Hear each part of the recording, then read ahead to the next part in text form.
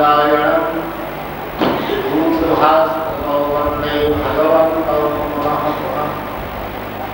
नारायणं नमस्कृत्य नरं चैव नरोत्तमं देवीं सरस्वतीं व्यासं ततो जयति। बोल मेरे सद्गुरु भगवान की जय। समागत बंधुओं,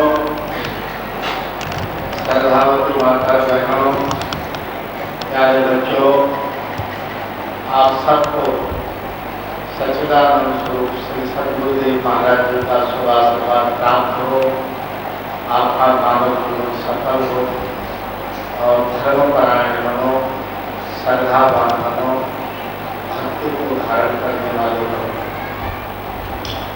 जैसा महात्मा जी से आपने सुना, यह जगत का कण जो है रघुमय है, आनंदमय है, सुखमय है।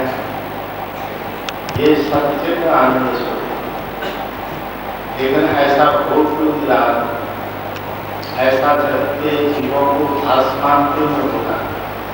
जगत के जीवों के लिए अत्यंत दुखदायी पराधीनता है, इसमें पीड़ा है, इसमें अभाव है, इसमें और लोग रात दिन अपने सुख की चिंता करता है, नाना प्रकार के दुखों और क्लेशों को भोगता है। तो शायद स्वतः स्वरूप कहाँ गए। वैशेषिक शास्त्र में कणाद मुनि ने कई प्रकार के अभावों का सूत्र कहे, उसमें से जो कागा भाव है, तो वही अवस्था आपकी भी कार्य करने से पूर्व कारण में कार्य का प्रागा भाव होता है। इस प्राग भाव को क्या कहते हैं? जैसे कपास से कपड़ा बन के पैंट बनती है, कमीज बनती है, साड़ी बनती है, लेकिन कपास के ढेर में साड़ी कहीं नहीं दिखाई देती, पैंट कमीज कहीं नहीं दिखाई देती। कपास जो है कपड़े का कारण तो है, लेकिन कार्य उसमें नहीं दिखाई। कपास के ऊपर कुछ संस्कार करना पड़ता है, और संस्कार के लिए 3 चीजें चाहिए। एक तो चैतन्य बुद्धि चाहिए, दूसरा ज्ञान चाहिए, और तीसरी क्रिया चाहिए। क्रिया, ज्ञान, चैतन्य और क्रिया, ये तीनों चीजें जब होंगी और वो कपास का संस्कार करेगी, उसका सूत बनाएगी और फिर खड्डी पर उसको बुनेगी, तो वस्त्र नजर आएगा, फिर कहोगे ये वस्त्र है। लेकिन इससे पूर्व वस्त्र नहीं था, और कपास में पूरी योग्यता थी वस्त्र बनाने की, पूरा गुण स्वभाव मौजूद है। मिट्टी में कहीं घड़ा नहीं मिलता, सब मिट्टी खोद के देखो, संसार की घड़ा नहीं है। लेकिन जब कोई चैतन्य सत्ता ज्ञान और क्रिया के द्वारा मिट्टी का संस्कार करती है, तो मिट्टी में से घड़ा अलग दिखाई देता। वहां पर मिट्टी कारण है और घड़ा कार्य है। तब प्रागा भाव अवस्था वो कहलाती है कि कार्य जो है वो कारण में तो हो, लेकिन कार्य दिखाई नहीं। तो ये समस्त संसार का जो आनंद है, जो ज्ञान है, जो प्रेम और पवित्रता है, जो सुख का मूल है, वो भगवान है। सबके कारणों के कारण है भगवान। अपने ज्ञान से और अपने क्रियाकलाप से उस ब्रह्म को प्रकट करना है। जैसे अक्षरवाद गौतम मुनि का न्याय शास्त्र है, और उसने ये कहा कि भगवान की 2 अवस्थाएं हैं, सामान्य और विशेष। सामान्य और विशेष। ज्ञानाधिकरणात्मा तच्चतुर्विधम परमात्मा चेत जीवात्मा। परमात्मा एक एव, जीवात्मा प्रतिबिंब शरीर भिन्न नित्यो प्रमाण रूपः तच्चत सामान्य विशेषः।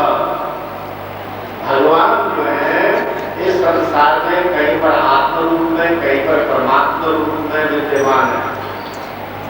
आत्मा रूप में प्रति शरीर जीव में अलग अलग महसूस होती है, अलग अलग दिखाई देती है।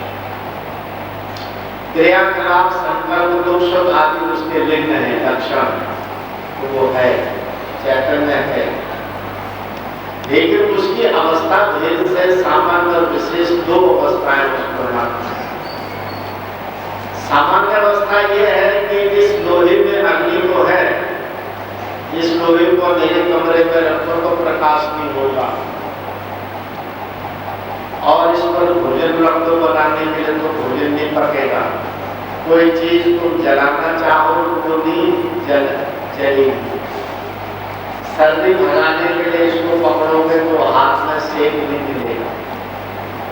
और ये भी नहीं है कि इसमें अग्नि ना हो।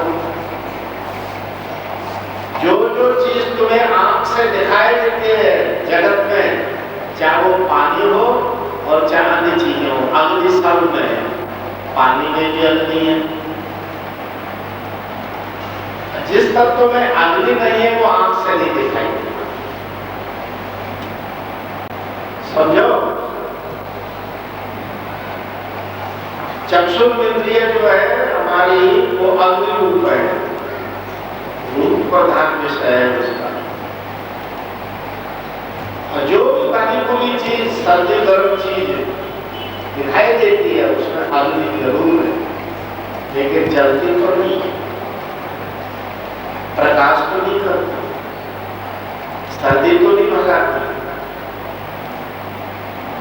हम इस लोहे के सिक्के को उठा के जेब में करते हैं, ये सोना माताएं सब पहनी हुई है, ये सोना जलाता है किसी को, और ये है ही अग्नि। सोना की उत्पत्ति अग्नि से ही है। अग्नि का ये विकार रूप है, मूल प्रकृति अग्नि तत्व है इसका, और समस्त धातु में विकार रूप है उसकी। सोना में विकार रूप है,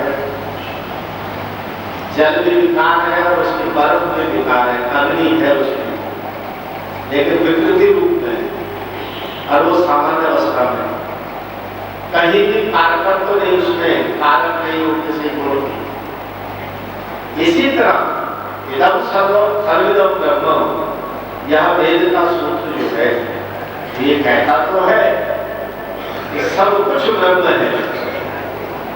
जैसे कार्य में कारण मौजूद है, जैसे मिट्टी जो है वो कारण है और घड़ा कार्य है, तो घड़े में सर्वत्र वृत्ति ज्ञान के अंदर बाहर है। अब कोई ये कहे कि साहब इस घड़े में मिट्टी कहाँ पर है, तुमसे ये कहे कि महाराज इसमें से घड़ा अलग कर दो और मिट्टी अलग कर दो, तो बताइए ऐसा आप कर सकते हैं? घड़ा अलग और मिट्टी अलग कर सकोगे? जहाँ आपने घड़े में से मिट्टी निकाल दी, वहां घड़ा लोप हो जाएगा, कहीं भी नहीं रहेगा।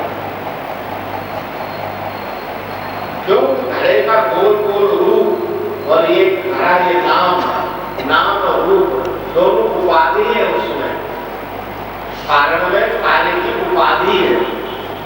और ब्रह्म में ये जगत जो है, ये रात दिन जो है, ये संवत्सर और मास और दिन और तिथियां जो है, ये हवा और पानी जो है, ये नक्षत्र आदि जो है, अंतरिक्ष आदि जो है, भूख स्वलोक आदि जो है, ये सब उपाधि सत्य नहीं है। जिस तरह घड़े का नाम और रूप दोनों सत्य नहीं है, उपाधि है, बीच में एक कारण में क्रिया संपन्न करने पर घड़ा नाम पड़ा और गोल गोल रूप धारण किया। लेकिन अब दूसरा भाव है प्रशंसा भाव। अगर घड़े में से मिट्टी अलग कर दिया तो प्रशंसा भाव को प्राप्त हो, तब कहीं भी घड़ा नहीं। इस तरह से इस जगत में अगर तुम्हें ब्रह्म का ज्ञान हो जाए, ब्रह्म का दर्शन हो जाए, तो कहीं भी जगत नहीं रहेगा। तो जब दुख का कारक ही नहीं रहेगा, बंधन का कारक नहीं रहेगा, तो फिर बंधन भी नहीं होगा और दुख भी नहीं होगा। जब कर्म बीजी नहीं रहेगा तो दुख सुख में होगा ही, और तुम नित्य आनंद रूप रहोगे। उसको प्रध्वंसा भाव। प्रध्वंसा भाव कैसा होता है? जैसे जागत ते जगत हिराते, जैसे स्वप्न देखते हुए एकाएक तुम जाग जाओ तो जगत हिरा गया। हिराने का मतलब है, अवधि बोले में हिराना कहते गुम हो जाना, खो जाना। तो स्वप्न का जगत सर्वथा गुम हो गया। न वो भूतकाल में है, न वर्तमान काल में है, न भविष्य में है। अंतर्लोकी चराचर में उस स्वप्न के नगर को ढूंढो, कहीं नहीं मिलेगा, उसका सर्वथा अभाव है। और कौन सा भाव है वहां पर? अत्यंता अभाव। तो स्वप्न का क्या हो गया? अत्यंता अभाव। और स्वप्न देखते हुए जो जागृत हुआ वहां क्या हुआ? प्रध्वंसा भाव, यानी स्वप्न टूट गया, जागृत में आ गए। अब स्वप्न की कल्पना करें कि है कहाँ, खोजे उस नगर को, तो अत्यंता भाव को प्राप्त। अत्यंता भाव का दृष्टांत है जैसे हवा में रंग का अत्यंता अभाव। हवा में रंग देखा आपने किसी ने? हवा का रंग कैसा है? नहीं है। बोलते नहीं हो, रोज तो हवा से काम लेते आप। पंखा हवा देता है, कूलर हवा देता है, फूंक मार के आग जलाते हो, श्वास लेते हो, हजारों काम हवा से कर रहे हो। गाड़ी की ब्रेक हवा से लग रही है, हवाई जहाज हवा से उड़ रहा है, लेकिन रंग देखा उसमें? कोई रंग होता है हवा का? नहीं होता। रूप का अत्यंता अभाव है। इस तरह से वो स्वप्न सृष्टि का अत्यंता अभाव होता है। ज्ञान होने पर भी जगत का बात होता है। अब अत्यंता अभाव हो जाता है, न काम, क्रोध, लोभ, मोह, ईर्ष्या, द्वेष, बैर, विरोध कुछ नहीं रह जाता। और क्या रह जाता है? सिया राम मैं सब जग जानी, करो प्रणाम जो जो पानी, सारा जगत सीताराम करो। ऐसा हो जाता है।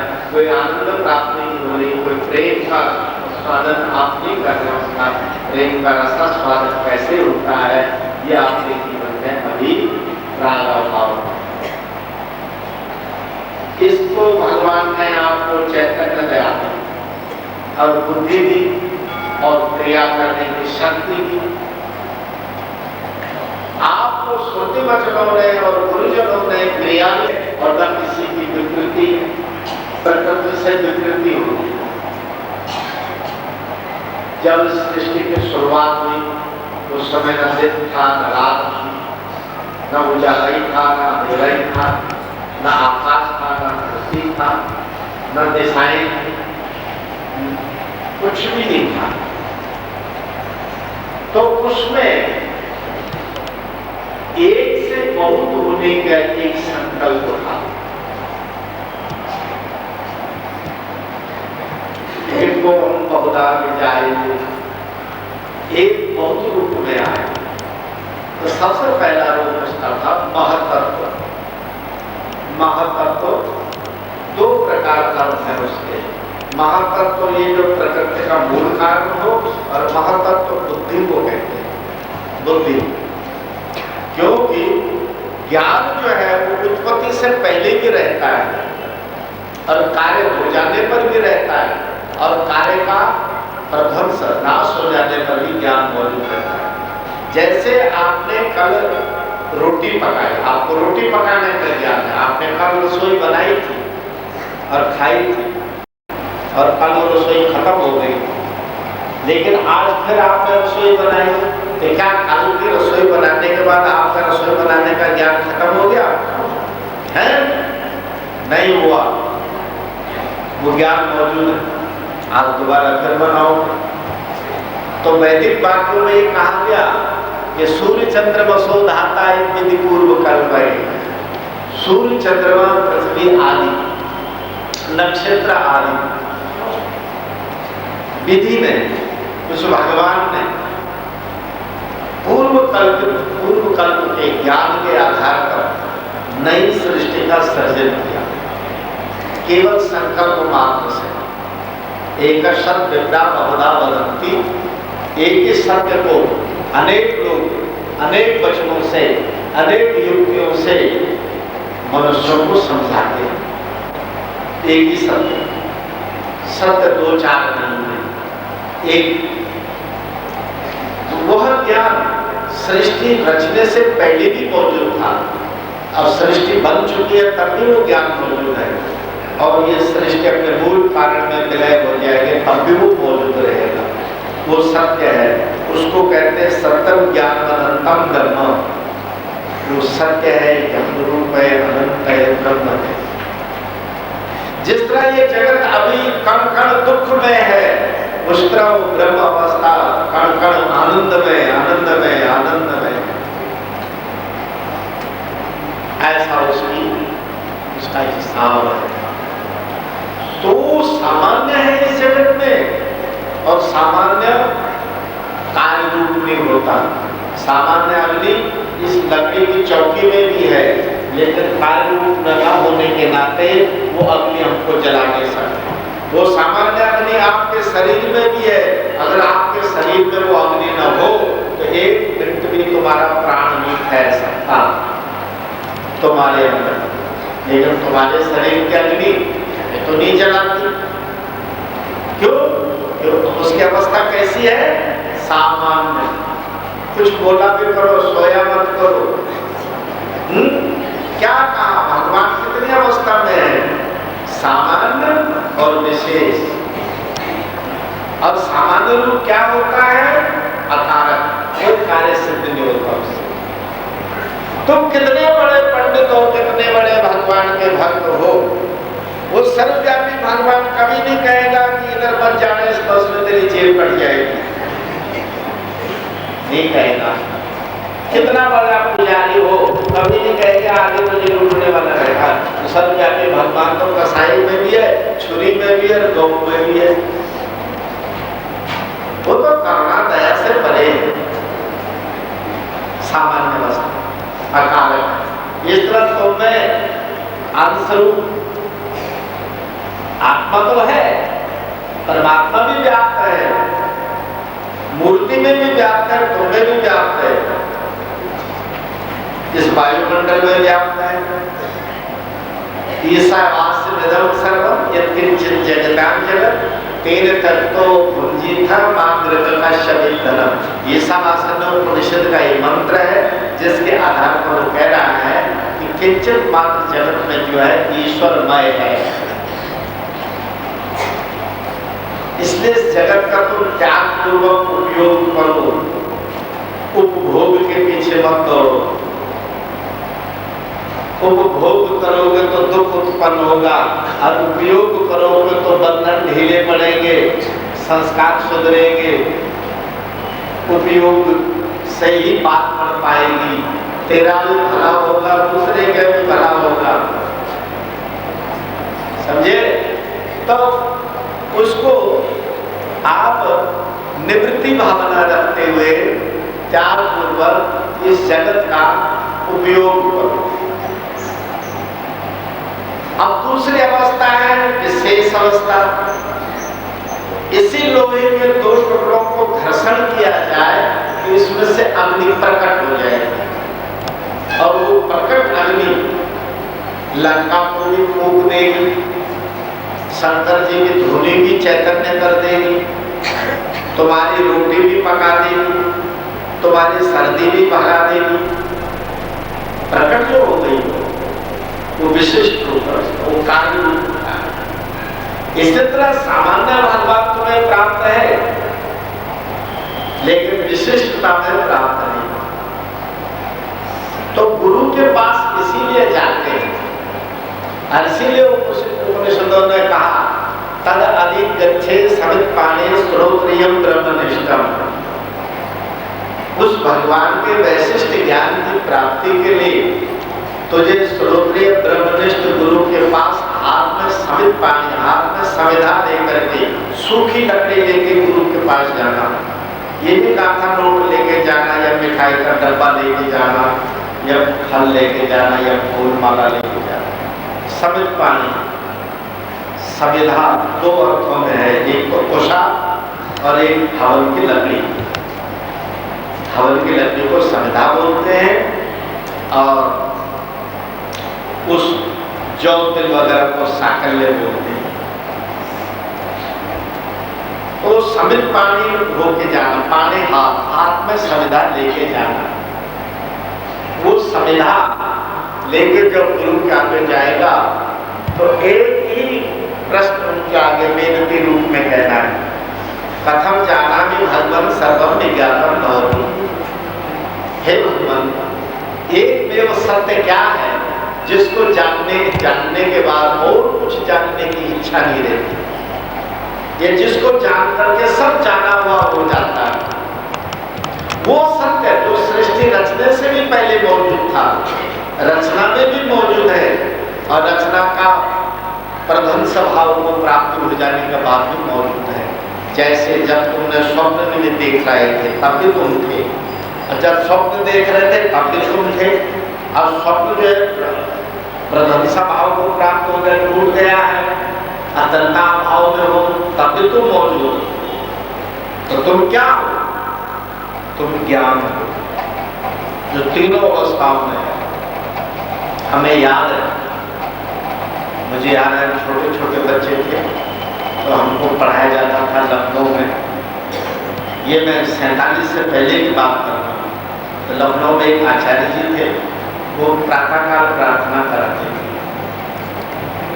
और वो कहलाते थे कि प्रातः स्मरामि हृदये संपुटात्मतत्त्वं सत्यं सुखं परमहंस गतिं तुरीयं यत् स्वप्न जागृत सुषुप्त अवैध नित्यं तद्ब्रह्म निष्कलहं भजभूतसंगम।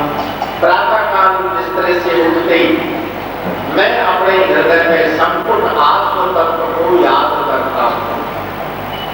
जो आत्म तत्व जागृत अवस्था, सुषुप्त अवस्था, स्वप्न अवस्था और पूरी अवस्था चारों में एक रस रहने वाला है, वह सत्य है, ज्ञान रूप है, परम अमृत रूप है। वो सच्चित सुख और आनंद रूप है। परमहंस लोगों की तुरीय अवस्था में परमहंस लोग उसका रसास्वादन करते हैं।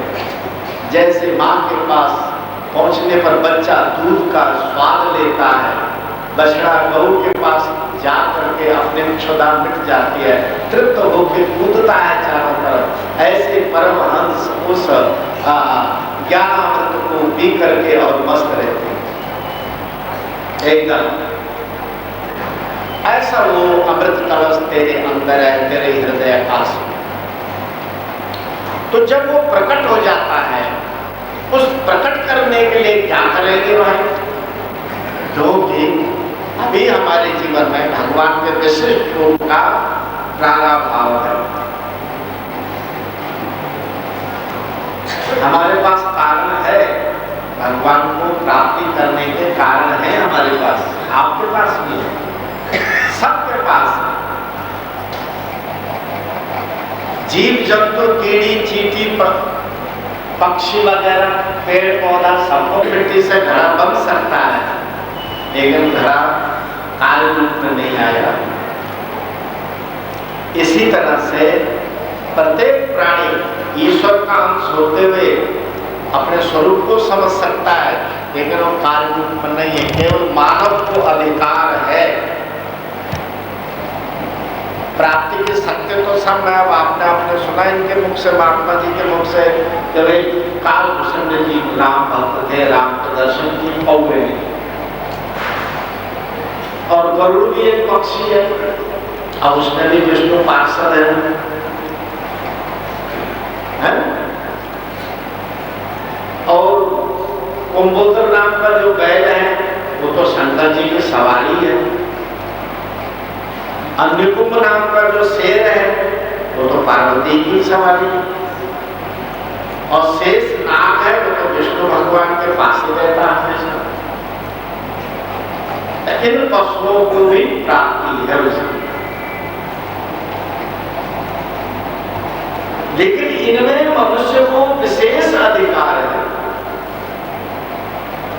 व्याधस्य आचरणं ध्रुवस्य वय विद्या गजेन्द्रस्य कायां तेजोदरस्य खतवते उग्रस्य किं पौरुषं कुब्जायां कमनीय रूपमधिकं किं तत्सुधाम्नो धनं भक्तां सत्केवलः न च गुणे भक्तां प्रियो माधव।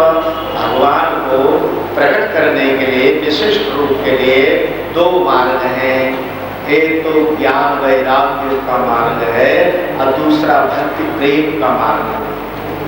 समझे?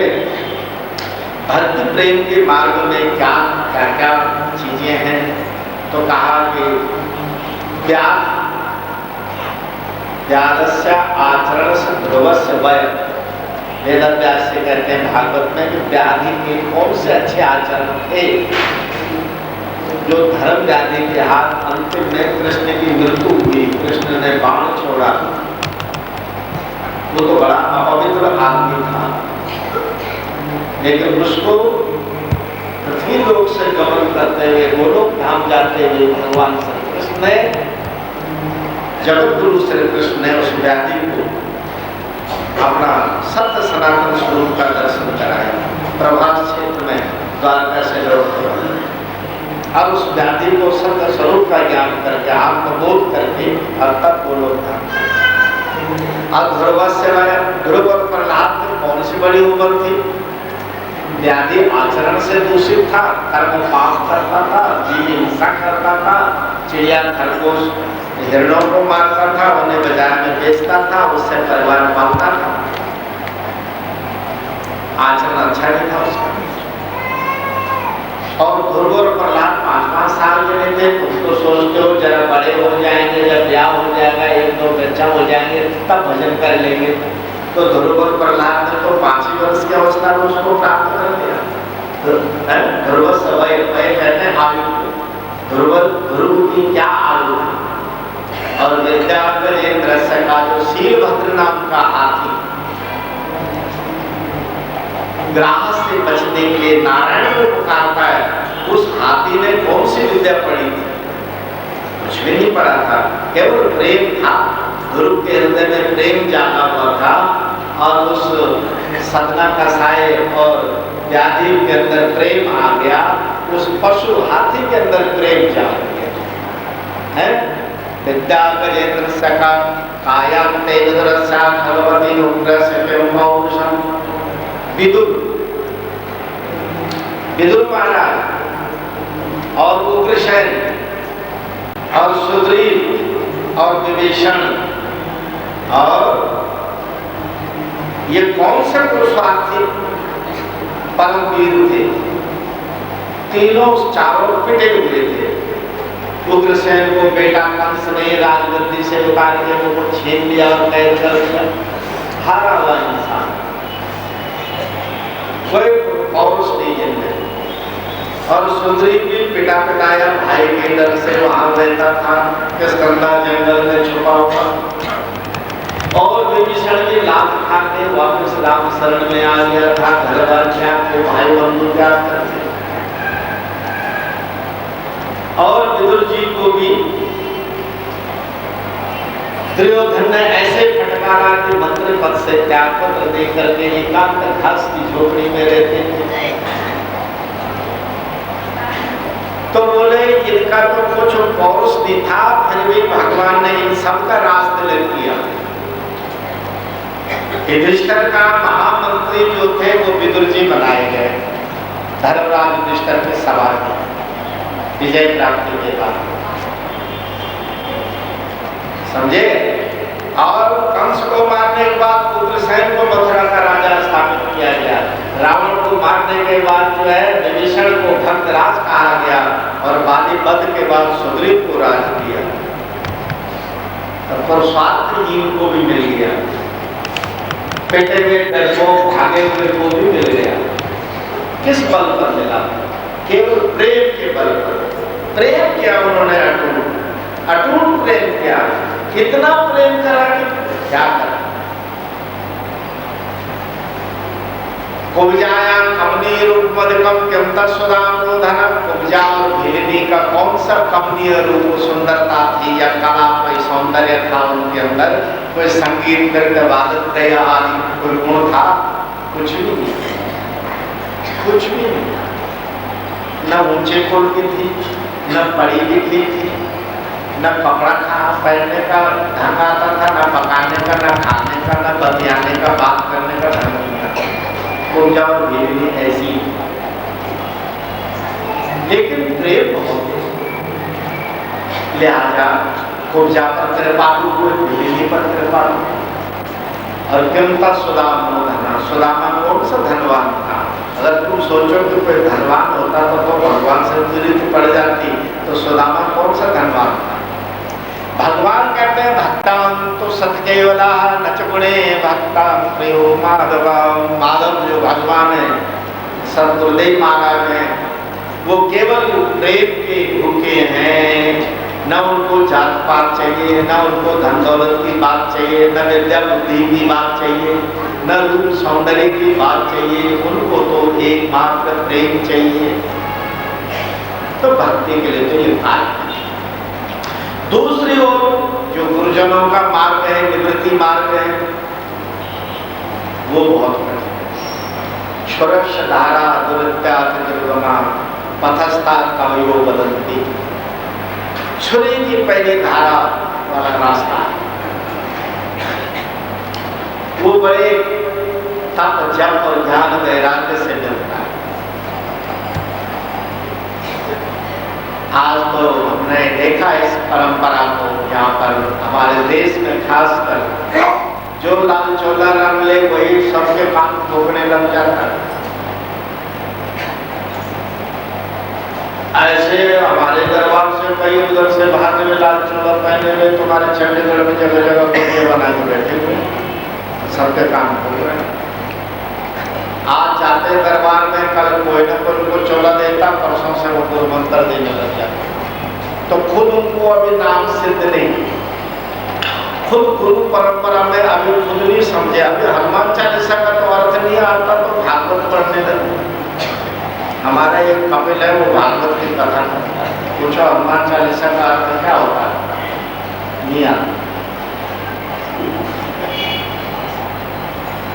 आज तो हमारे हिंदुस्तान में भागवत की इतनी बाढ़ आई है कि एक एक नगर में 17-17 भागवत हो रही है और सब धन कमाने की दुकान है। उसमें शंकराचार्य ने इसीलिए फटकारा था, आदि गुरु शंकराचार्य ने, बांग बेकरी शब्द झरी शास्त्र व्याख्यान कौशलम वैदुषाम दरुषाम तत्व होते न तो मुक्ते। ए मधुर मधुर कथावाचकों, तुम दुनिया में भीड़ इकट्ठा करके, दुनिया को मोहित करके धन तो बहुत इकट्ठा कर सकते हो, लेकिन किसी को मोक्ष नहीं दे सकते। तो मोक्ष तो केवल ज्ञानाधिकरण है। मोक्ष जो है इन गप्पों को लगाने से नहीं। आया आत्मा न बहु सुनते न बहु प्रवचने न बहु पठने न लभ्य। ये आत्मा न बहुत सुनने से मिलता है, न बहुत बोलने से मिलता है, न बहुत पढ़ने से मिलता है। इस आत्मा के लिए त्याग और वैराग्य की जरूरत है। एक विज्ञान भिक्षु हुए महात्मा बुद्ध के बहुत प्रबल विद्वान आचार्यों में से वे विज्ञान भिक्षु, लेकिन आगे चल करके वो वेदांती हो गए। शंकराचार्य के प्रवचनों को सुन के बौद्ध कालों ने नास्तिक मत त्याग दिया और बौद्ध यहाँ पर वेदांत का प्रवचन के कर्ता हुए। तो उन्होंने सांख्य, कपिल मुनि के सांख्य पर अपना भाष्य लिखा है, विज्ञान भिक्षु भाष्य। तो उसमें लिखा कि अज्ञे चेन मधु लब्धे दंडकारण्ये भ्रमयति। अरे मनुष्य, अगर घर के कोने में शहद मिल जाए तो जंगल भटकने की क्या जरूरत है? अगर खाली कान फूकने से और कान फुकवाने से रब का दर्शन हो जाए, मोक्ष हो जाए, तो जब तक ज्ञान वैराग्य की जरूरत ही क्या है दुनिया में? जैसे आज हमारे देश में बाढ़ आई है, वो कहते हैं शराब पियो, मुर्गी खाओ, जो मर्जी करो, झूठी काला बाजारी करो, चोर बाजारी करो, 1 रुपए का 8 रुपया मुनाफा लो, जो मर्जी दुकान में बैठ के करो, बस हमसे कान फुकवा लो, तुम्हारा मोक्ष है। उनका छौर कर्म हुआ, न वेदांत हुआ, न कोई संस्कार हुआ, कोई पवित्रीकरण हुआ ही नहीं जीवन में। वो विलाप कपड़ा पहन करके भागवत पांच नहीं है, तुम्हारे काम पूर्ण करेंगे। और फिर सत्संग करते हैं, तिलक माला यदु पवित्र चोटी सब पखंड है, मंदिर में जाना पखंड है, गीता रामायण सब पखंड है, 24 अवतार सब काल अवतार थे, उनकी पूजा नहीं करनी है, तीर्थ जाना, व्रत करना, एकादशी पूर्णमासी हवन आदि सब पखंड है, गौदान पिंडदान वगैरह सब पखंड है। क्यों भाई पखंड क्यों है? तेरा दाढ़ा लटकाना पखंड नहीं थे? तो जो बकरा जैसा दाढ़ा लटकाए करता है और दुनिया को सनातन धर्म के विरुद्ध जो ऐसी बातें कहता है, तो हिंदू की जड़ काटने में लगा है। और हिंदू अगर हिंदुत्व तो भूल गया, संस्कार भूल गया इसका, तो भाई कल इसको मुसलमान ईसाई बनाने में 1 मिनट भी नहीं लगेगा। और गुरु तो हमारे वो थे कि उन्होंने अपना सिर कटवा दिया चांदी चौक में, लेकिन अपना जनेऊ नहीं उतरने दिया, अपनी चोटी नहीं करने दी। मतीदास जी ने अपने खाल उतरवा दी, लेकिन जनेऊ नहीं उतरने दिया। वो थे गुरु हमारे। वो जानते हैं कि आगे के गुरु ऐसे पखंडी होंगे कि सनातन और वेद मार्ग का विरोध करेंगे और एक डंका बजा देंगे दुनिया में, बस हमसे नाम ले लो तुम्हारा मोक्ष है, दारू पियो, कलम में नाचो, जो मर्जी करो। आज तो चल रहा है ये बात और बड़ी जोर शोर से। कैसे चल रहा है? विदेशी मिशनरियां उनको करोड़ों अरबों रुपया दे रही है कि हिंदुओं के संस्कार बिगाड़ो। और हिंदू अगर संस्कार भूल गया तो इसी घर में वो खाना बदोश हो जाएगा। जैसे कश्मीर के ब्राह्मण जगह जगह ठोकर खा रहे हैं, ऐसे हालत हो जाएगी। इसलिए तुम लोग अपने वैदिक जो साहित्य है उसको पढ़ो, उसके मुताबिक अपना खान पान बनाओ, अपना पहरान बनाओ, अपने कुल रीति धर्म नीति उस प्रकार के अपने संस्कारों को जमाए रखो। इन संस्कारों को निष्काम भाव से करने से अंतःकरण पवित्र होता है। जिस मनुष्य ने त्याग वैराग्य के द्वारा, जप तप के द्वारा, निग्रह के द्वारा चित्त को पवित्र किया है, वो ज्ञान मार्ग से वैशिष्ट को प्राप्त हो जाता है। और जो सतो मुनि की दया भरी करुणा भरे दिल वाले नर नारियां जो भक्ति करते हैं, तो भक्ति मार्ग ऐसा है कि वो सबको प्राप्त है, दीनहीन कीन कोई भी हो। अभी तो गिना दिया तुम्हारे सामने, प्याले से लेकर के और उसका सुदामा और सबको भगवत प्राप्ति किस आधार पर हुई? सांच कहो सुन ले सबे जिन प्रेम कियो तन ही प्रभु पायो। गुरु गोविंद सिंह जी की वाणी है। सांच कहो सुन ले सबे जिन प्रीत कियो तन ही प्रभु पायो। भक्तां कसत केवला चुमणे भक्तां प्रेम। मानव से तेरा प्रीत कितनी पड़ गई है, उसी मात्रा में तुझे वो प्राप्त होगा और तेरा पराम भाव का स्वतः समाप्त हो जाएगा। तेरे जीवन में दुख का अत्यंता अभाव हो जाएगा, अज्ञान का अत्यंता अभाव हो जाएगा, माया अविद्या का बात हो जाएगा। लेकिन यहाँ तो सत्य में निपटना चाहते हैं। वो विज्ञान भिक्षु कहता आके चैन मधु लगते, घर के कोना को अक्का बोलते हैं। जैसे ये कोना है, 2 दीवारों का कोना, इस तरह अक में अगर शहद मिलने लग जाए तो लोग जंगल जंगल क्यों भ्रमण करें? शहद ढूंढने के लिए शेर बाघ का मुकाबला करके और तब उसको इकट्ठा करते हैं। इस तरह से खाली कपड़ा लगाने से, सिर बनाने से या कोई भेष बनाने से या काम फूकने से या भोगाने से कोई रब मिल जावे तो फिर और क्या चाहिए? नहीं, जितने तेरे पशुवत कर्म है, तेरा खान पान है, त्यागना पड़ेगा। तुझे शुद्ध होना पड़ेगा अंदर बाहर से। तुझसे श्रुति वाक्य, वेद वाक्य, गुरु वाक्य पर विश्वास करना पड़ेगा, श्रद्धा करनी पड़ेगी। तुझे सतोगुणी बनना पड़ेगा। सत्वा संजायते ज्ञानम, ज्ञानम दैवतो कैवल्यम। सतोगुण से ज्ञान होता है और ज्ञान से कैवल्य मोक्ष मिलता है जी। दुखों के अत्यंता अभाव का नाम मोक्ष है। तो भगवान का जो विशिष्ट रूप है उसको दो हिसाब से प्रकट किया जा सकता है, ज्ञान वैराग्य से और भक्ति मार्ग से। ज्ञान ही भक्त ही नहीं कछु भेदा, उभय हरै भव संशय खेदा। ज्ञान और भक्ति में कोई भेद नहीं है, दोनों अभेद तत्व हैं। भक्ति में प्रीति प्रदान, सेवा प्रदान है, भाव प्रदान है, अंतिम में वो ज्ञान की ही प्राप्ति कराता है। ज्ञान तप प्रदान है, त्याग प्रदान है, अंतिम में उसी सत्य अमृत को प्राप्त करा।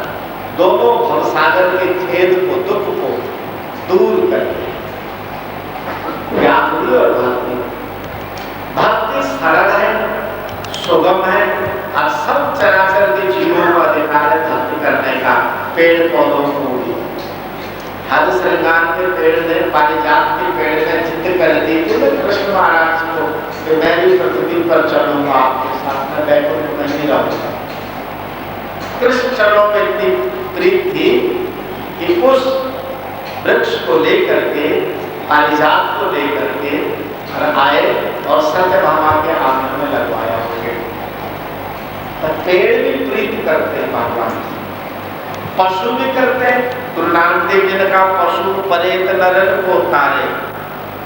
पशु को, प्रेत को, नर को, सबको तारने वाला है, सबका उद्धार करता है जिन्होंने प्रीत लगाई। एक तो ये मार्ग है भगवान के विशिष्ट रूप को प्राप्त करने का। दूसरा है विवेक का मार्ग।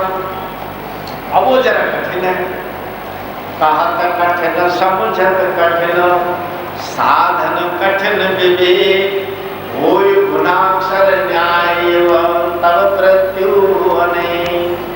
विवेक का जो ज्ञान का मार्ग है, उस ज्ञान के विषय को कहना ही बहुत मुश्किल है, समझे। ज्ञान का बखान करना, शब्दों में बांधना और युक्ति से कहना बहुत कठिन काम है। और अगर कोई भाग्यशाली गुरु कृपा जिस पर हो वो कहे भी दे, उस ज्ञान की व्याख्या कर दे, तो सुनने वाले को सुनना बहुत कठिन है। और कुछ अपना मन मार के अगर सुन भी ले तो समझना बहुत कठिन है, समझना बहुत कठिन है। और कोई सतोगुणी विवेकी संस्कारी व्यक्ति, नर नारी कोई समझ भी ले तो उस पर इस दुनिया में अमल करना, चलना बहुत कठिन है। और कोई धीर बुद्धि वाला उस मार्ग में चल ले तब मृत्यु अनेक विघ्न सामने आ जाते हैं और वो उत्साहहीन हो जाता है।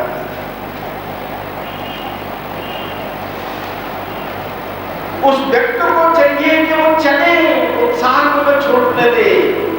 उत्साह से शास्त्र भी आती, जितना उसके मन में हिलोरें उठेगी, भगवान की प्राप्ति की मोक्षता की लहरें उठेगी, भगवान को मिलने की तड़प उठेगी और देह ध्यास एक शुद्ध भूख प्यास सर्दी गर्मी भूल जाए, सब उस परमात्मा के मिलन के तड़प में भूल जाए, जगत भुला दे, उस वक्त उसको को सत्य का दर्शन हो जाता है, विशिष्ट रूप में प्राप्त होता है। लेकिन अब तो बड़ा भयंकर स्थिति है। एक बाबा जी सिर मुंडा के खूब राम रूप बन के बैठा हुआ था, ताड़ी मार के। एक राजा उधर से गुजरा, राजा ने कहा बड़ा दीन राग पुरुष है वो, चल के चरण छूते। मंत्री बोला पहले अजमान ने महाराज वीतराग है बैठा हुआ है, बेस बना के गए और थोड़ी सी बाबा की धुनी शराब पर बाबा के सिर में डाल दी। बाबा ने आप उठाए तो मेरी ससुर जो आते भाग्य का क्रोध में हाथ बोला हो गया। साधु हाथ जोड़े बोले मैं तो सोचा था बाबा जी काम क्रोध लोभ मोह जला के सब राख कर दिया तुमने, तब बभूति रमाई है। क्योंकि बभूति रमाने का मतलब है सकल शरीर मन जित भस्माभरणम, सारे शरीर में भस्म लगाने का मतलब है कि मन जो है जगत को जीतने वाला मन, इसको जला करके तुमने इसकी बभूति लगा दी है, तो हम मानते हैं कि तुम बीत रहा हो। लेकिन पहले मुझे क्या मालूम था कि इस राग के ढेरे में आग का वो भी है, भंडार भी है नीचे। मंत्री और सिपाहियों ने साधु को बांधना चाहे, राजा ने कहा छोड़ दो ये ऐसे ही। यानी इस रास्ते में जो विवेक का रास्ता है, इसमें चलना थोड़ी कठिनता, लेकिन धीर भी बुद्धि के लोग कभी से चलायमान में होते, डुलायमान में होते, फांसी के तकते तक में वो अपने स्वधर्म से, उस सत्य से विमुक्त होते। गुरु अर्जुन देव जी महाराज को जब तख्ती लोक पर चढ़ाया गया, उस समय चंदू खत्री की पुत्र बोधू आई दर्शनों के लिए। उस बच्चे का नियम था नित्य महाराज जी को भोग लगाना और तब कहीं अन्न जल ग्रहण करना। और चंदू खत्री ने जो है वो 12 रुपये घूस लेकर के सुल्तान से गुरु अर्जुन देव जी को गिरफ्तार करवाया। जिस तरह महात्मा यीशु के चेले ने 30 दीनार घूस में लिए और महात्मा यीशु को गिरफ्तार करवा दिया यहूदियों के हाथ, उसी तरह गुरु महाराज जी को भी पकड़वा दिया 12 रुपये के लोग। क्यों कि गोस्वामी तुलसीदास ने लिखा ब्रह्म ज्ञान बिन नारि नर कथे न दूसरे बात, कौड़ी लागी हो बस करे मित्र गुरु घात। कि कलयुग में जो मनुष्य भक्त और ज्ञानी होंगे वो ये ब्रह्म ज्ञान की बात तो बहुत करेंगे, लेकिन एक कौड़ी के लोभ में भाई बहन की, गुरु की, ब्राह्मण की, कन्या की हत्या करते। तो मैं भी ऐसे बहुत सारे भक्त हैं जो अपनी जिद के आगे गुरु का वचन को लात मार देकर अपनी जिद मनवाते। नहीं ऐसा नहीं, ऐसा फैसला होगा। अरे जब भक्ति करनी है तो संसार की जिद क्या, एक ने कही दूजे ने मानी, कही नानक दोनों ब्रह्म ज्ञानी। सत्संगी तो सरल होता है, सरल स्वभाव न मन कटुलाई, जथा लाभ संतोष दृढ़ाई। सरल स्वभाव है, मन में कोई छल कपट नहीं, मन में कोई गांठ नहीं, कोई उसके वक्रता नहीं है, बड़ा शुद्ध रूप है। ऐसे होते गुरु सतोगुणी मति, छल प्रपंच से दूर, राम चरणों में मन रत। ऐसे होते हैं लोग, उनको ज्ञान का अधिकार होता है। हर एक को ज्ञान का अधिकार समझ ही नहीं सकता, समझ के चलना उसके लिए बहुत कठिन है। तो महाराज ने कहा ये संसार सकल संशय में तजियो ब्रह्म ज्ञानी, ये संसार सारा संशय में है, ब्रह्म ज्ञानी लोग इसका त्याग कर देते हैं। अब त्याग का मतलब ये नहीं कि यहाँ से भाग के ऋषिकेश चले जाओ, सिर मुंडा के, बच्चे छोड़ के, दुकान छोड़ के। त्याग का मतलब ये है कि ये जगत में रहते हुए जगत माए तुम यूं रहो जो जिव्या मुखमाए, घी गणो भक्षण करे तो चिकनी नाई। जैसे मुंह में जीभ रहती है, बतेरा घी पी लो जीभ चिकनी नहीं होती, मक्खन खा लो जीभ चिकनी नहीं होती, मिठाई खूब खा लो थोड़ी देर में जीभ फीकी हो जाएगी, खट्टा चटपटा अचार खा लो थोड़ी देर में मुंह फीका हो जाएगा, कोई रस अपने पास नहीं रखता। तुम जगत में रहो, बाल बच्चों का पालन करो, उनके ब्याह शादी करो, दुकान करो, खेती करो, नौकरी करो, युद्ध में तलवार को चलाओ, लेकिन निर्लेप मन से रहो। कब तुम्हारा निर्लेप मन बनेगा? जब ये ज्ञान समझ में आ जाएगा, ईशावास में सर्वनिर्किंचन जगतां जगत्, ये समस्त जगत जो है ईश्वरमय है और इसके क्रियाकलाप जो है ईश्वर के निमित्त है। ब्रह्मार्पणो ब्रह्म हवि ब्रह्माग्नो ब्रह्मणाहुतम् ब्रह्मेण कर्तव्यं ब्रह्म कर्म समाधिनाम्। समस्त कर्मों को, समस्त संकल्पों को शुभाशुभ के विचार करे, धर्माधर्म का विचार करे बगैर जो जीवन में करना है वो सब तुम गोविंद के अर्पण करो। तो ये वस्तु गोविंद तो देव समर्पण। हे गोविंद, ये सब तेरा है, तुझे अर्पण है। क्या हुआ? 6 बज गया। कल आगे की वार्ता करेंगे। आप लोगों का उत्साह, आप लोगों का प्यार, आप लोगों का संगठन रंग तो लाइए और रंग लाएंगे आगे चल। उज्जवल भविष्य की ओर बढ़ो। कुछ लोगों ने संकल्प उठाया होगा 20 साल पहले ये गढ़वाल भवन बने, और कैसे उन्होंने कण-कण करके मधुकरी वृत्ति से, मधुकरी वृत्ति जानते हो, मधुमक्खी जो है हजारों फूलों पर बैठ के कण चुन के लाती है और तब 5 किलो शहद बना देती है। तो मधुकर वृत्ति से ताने मेने सहे होंगे, कष्ट उठाए होंगे, किसी ने गाली दी होगी, किसी ने कहा होगा ये लाछन लगाया होगा, ये शराब पी जाएगा, इसको मत दो, ये जुआ खेल जाएगा, ये पैसे खा जाएगा, और कईयों ने हाथ साफ किया भी होगा, 10-5 मार भी दिए होंगे। ये रंग बिरंगी दुनिया है, बुरा मत मानो ना, होता है ऐसा। मैं बड़े चक्कर में पढ़ाई थी, दिल्ली का आश्रम बन रहा था, आदमी कम थे, शाम के टाइम इसी के बाद 1 घंटा लंबा तगड़ा जाट आ गया। बोले बाबा मैं यहाँ रह सकता हूँ। मैंने कहा किस कारण? बोले यो है कि मेरे माँ बाप तो है नहीं, घर बार भी नहीं है, बहन भाई भी कोई नहीं, ऐसे हंसता करो दुनिया में, दौड़ता रहता हूँ ऐसे। मेरे को गुरु मंत्र दे दो, मैं भी सेवा करूंगा, मसाला ईट वगैरह पकड़ाऊंगा, मैं तो खुश हो गया। 1 घंटा करता चेला मिल गया, और क्या चाहिए? कल से खूब काम करेगा। रात को बेटे ने 10-12 रोटी बेटे के खाई और सो गया। सुबह 4 बजे उठा, मुझसे कहने लगा बाबा जी मेरे को तो ये शहरी पखानों में जाके टट्टी ना उतरे हैं, मैं तो बाहर जाता हूँ। मैंने कहा चले जा। अच्छा तो जो रोटा ले जाऊँ करके, मैंने कहा ले जा। तो ठंड लग रही से ये कंबल ले जाऊँ, ले जा। वो कंबल लोटा लेके चले गया, आज तक नहीं आया। जब उसका इंतजार कर रहा हूं, अब चेला आए तो गुरु मंत्र दो उसको, चेला तो दक्षिणा लेके चले।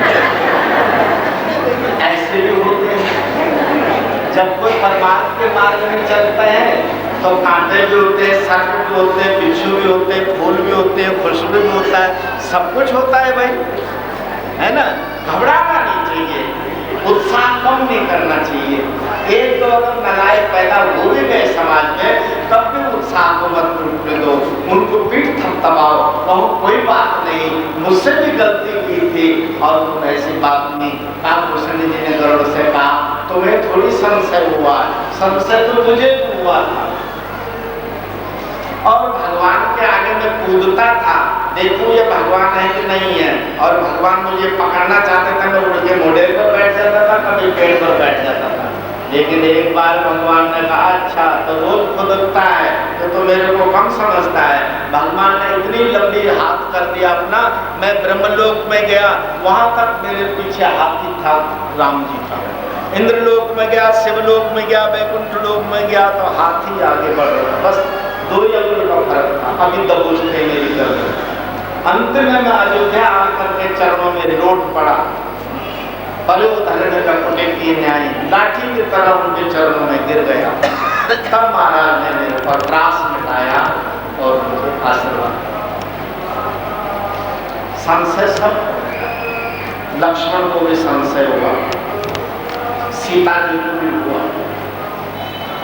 एक हनुमान ऐसे थे जिनको संशय नहीं हुआ। क्यों नहीं हुआ? कि वो जगत गुरु है, ज्ञान नाम अग्रगण्य, ज्ञानियों में से पहली गिनती है। और अश्रुत औरतें भी जिनका कोई संस्कार नहीं हुआ, न जात कर्म हुआ, न